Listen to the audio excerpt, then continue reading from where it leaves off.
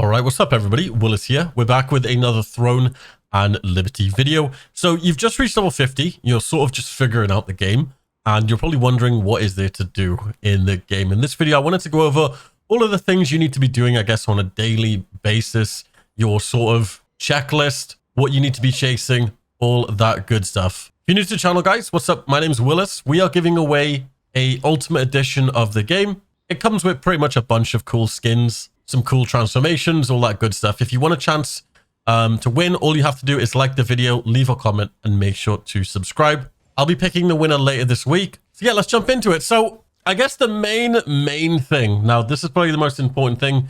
You've just reached level 50. You're probably wondering, what do I need to do? What do I need to go and get? So obviously the main thing is you need to start working on your build. Now you've probably been doing this as you've been leveling, but now it's the time to lock in and figure out what pieces of gear you need to go and farm. Now, there's a ton of awesome websites out there that will help you if you're going for a specific build. Heck, if by some chance you're going for greatsword and daggers, I did a really good video yesterday basically explaining where to get all the pieces of gear and stuff like that. So definitely check out the cards in the top right of this video if you want to check that out. But yeah, depending on what weapons you choose, obviously you're going to have different armor you need to go for. And finding this out is obviously a really good thing to know. Now, if you don't know what you're meant to be farming for, you need to go and look. So the best places you can actually start farming straight away is the co-op dungeons. Now, I don't really recommend doing the party matchmaking straight away. You're probably going to run into some teams that aren't that great, but a lot of these dungeons will have the gear you need. So for an example, I was doing a ton of Cave of Destruction because I needed the daggers. I think it took me around 4 runs, but I finally got it. Now, you can't do unlimited amounts of dungeons. You get 900 dimensional contract tokens per day, and you basically just need to make sure you use these up so it doesn't go over the 4,500 cap. So you can run like 3 dungeons a day and just pray you get the item you need. Rinse and repeat until you have all of the items. Now, all of your items probably won't come from dungeons. So where else can you look? So every single day, there'll be like an event list of stuff you can do. You got stuff like the daily world bosses, which will spawn around the map. You have ones which are conflict, which are PvP. If you don't like PvP, don't go to those ones. You can just go to the peace ones. These will also drop pieces of gear, which could be beneficial to your build. For an example here, I'm pretty sure I need this Phantom Wolf mask. So I probably need to go and do the Talus event, which starts at 7 p.m. You can also set timers for these to make sure you actually go and do them. Now, obviously, you won't be always around at these times, which is why they sort of cater towards the afternoon. I think when everyone's just like off work and stuff. So you'll never have most of these in the morning. It will definitely be later in the day. Another thing which Throne and Liberty really sort of throws in your face, and they really encourage you to do this, is join a guild. You actually get a lot of stuff from joining a guild. Now, I'm not going to go over all the stuff you get. It's quite a bit of stuff. You get access to different floors in the open world dungeons, etc. You get some bonus stuff on your weekly missions, which I'll go into later.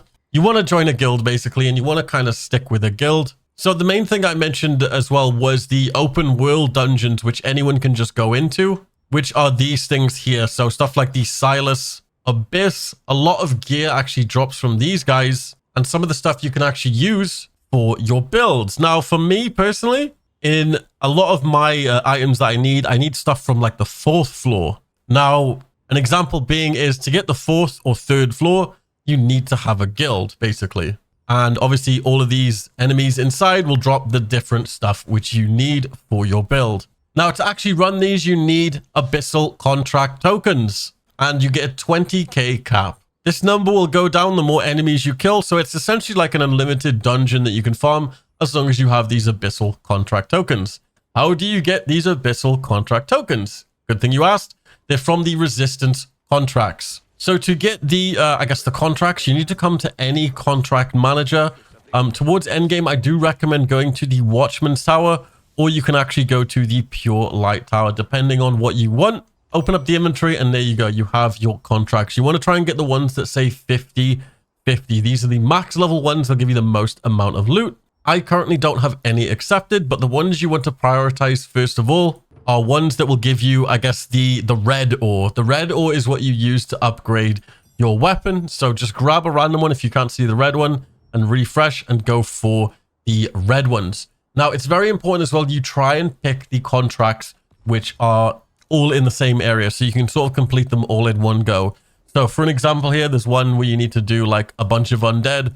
All the undead stuff is up here in the Fonus Basin. Something you don't want to do is grab a bunch here and then grab a bunch over here, and then there's some down here.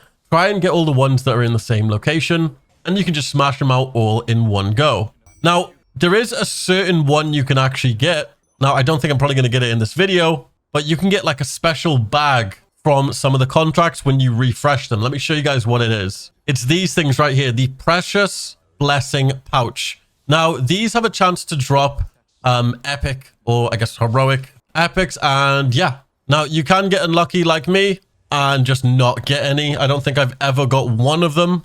I just got extremely unlucky. But some of the contracts will actually have these. You always want to prioritize these over everything else. Now, it's very important that you're actually doing your contracts. You get a maximum of, I guess, 60 contract rights, and you never want this to be maxed out. You do get about 10 contract rights per day, so as long as you're doing 10 per day, you'll never be capped out, and you can hold up to 5. You can complete a full set of contracts in like 10 minutes, depending if they're all in the same area or not. It's super quick. Now, as soon as you reach level 50 as well, you will unlock this thing called the weekly missions. I think you get this before level 50, but honestly, I'm not entirely sure. And the way it works is you do a bunch of, I guess, just stuff throughout the week. So here's just using dimensional contract tokens, and you have a chance to get a purple. So my last week's one, as you can see, I capped it out, and I was able to choose between braces, boots, a bow, a wizard hat, and just some of the PvP materials. Now, obviously, I went for the boots because it's just one of the epics that I was missing. But do bear in mind, you only have to pick, you're only able to pick one of the epics that drop here. Now, and here's the thing as well with the being in a guild. As you can see, literally just being in a guild, getting guild reputation, doing the guild contracts, even making donations to the guild will get you a chance at 3 epics. And a lot of the epics are actually pretty good. It shows the percentage drop chance of each one you have, and it's always guaranteed to be a purple. So definitely make sure you are doing your weekly missions. Now, here's one quick thing I want to just show you guys for the hunter-gatherers, the cookers. Now, it's honestly very important, is cooking, and I guess just the expeditions. A lot of people sort of skim over this, but it's still a very important part to the gameplay loop. Cooking is going to become super important late game because a lot of the end game food will give you a ton of damage buffs. But if you're still by chance leveling up, you definitely want to get the XP bonus. Salad, this is just going to give you 50% more bonus XP. And another bottleneck for endgame is actually your Solant or your gold. You're going to need Solant for a lot of stuff. Now, you're probably looking at your gold. You probably have millions. You'll be like, I'm never going to run out. Oh, trust me, you're going to run out very quick. As soon as you start upgrading these purples, you're going to run out of Solant extremely quick. And you need to find a way to farm this stuff. Now, the best way I've sort of found to farm the Solant is find a big group, go into one of the open world dungeons. So for an example here, the Shadowed Crypt, and just kill a bunch of enemies and use up your abyssal contract tokens. But before you do this, you need to make sure you have a special food. And that food here is called the bird egg custard. Or what you can also get is the crab meat pie. Probably the best thing. This will give you 50% more Solant, and it'll also give you 10% more abyssal contract token efficiency. Literally what it's perfect for using for. Farming the abyssal contract tokens, obviously, when they're being used up, and it also gives you 50% a Solant bonus. And if you spend literally like an hour in one of these dungeons, you're going to have millions. Trust me, the amount of enemies you kill with this food buff is insane. Another quick thing is the expeditions. So if you come over here to the Amatoy house, you can do this by clicking on the little expedition thing in the top right here. And this will bring you to the, I guess, the Amatoy house. And this is where you do like expeditions and stuff. You basically send out your little pets and they'll come back and they'll bring you stuff. Now, if you're not doing this, just make sure you at least do it like once a day and they'll just bring you back ingredients. They'll bring you back these pouches, which are really good, which can actually have some epic materials in them. So it's definitely worth doing. And as you level up, you will get more expedition level and you can send them to more harder areas where they'll actually bring you back better items. Definitely worth doing.